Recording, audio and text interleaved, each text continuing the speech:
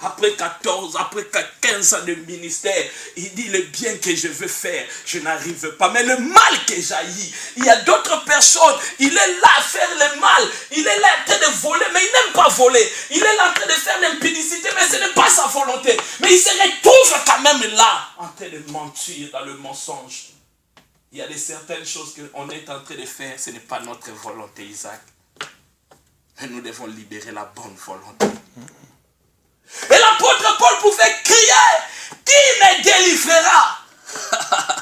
La délivrance, c'est la libération. Ça veut dire de libérer mon âme, de libérer mon esprit, de libérer mon corps, à faire le bien. Papa, il y a certaines choses dans la vie, ce n'est pas ta volonté que tu sois ce que tu es. Il y a quand même des choses, ce n'est pas ta volonté, peut-être d'habiter là où tu habites, ce n'est pas ta volonté, mais tu manques ce qu'on appelle le pouvoir de la libération.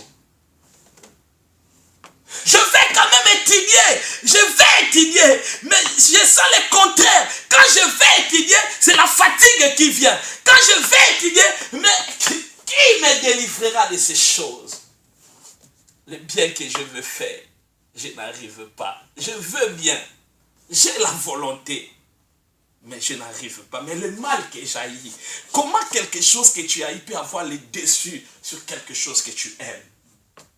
Il t'est déjà arrivé un jour dans la vie que tu rencontres une femme, tu ne l'aimes pas. Mais tu essaies quand même de draguer. Et la femme est tombée amoureuse de toi. Mais en même temps, tu as une personne que tu aimes bien, mais la personne que tu aimes bien ne t'aime pas. Mais la personne que tu n'aimes pas, c'est elle qui te suit. Et quand la chose que tu n'aimes pas commence à te suivre, ça devient comme un fardeau. Tu cherches à se débarrasser, mais tu n'arrives pas. Il t'est déjà arrivé, ma sœur, de rencontrer, non, tu ne l'aimes pas, mais quand même, il est toujours derrière toi. Mais la personne que toi tu aimes, il te déteste. Ça crée des chocs dans le cœur. Ça crée quelque chose de mal dans la lame. Pourquoi? Parce que le bien que j'aime, mais je n'arrive pas à le faire. Nous devons réfléchir sur ces choses. Le bien que je veux faire, je n'arrive pas, mais le mal que jaillit.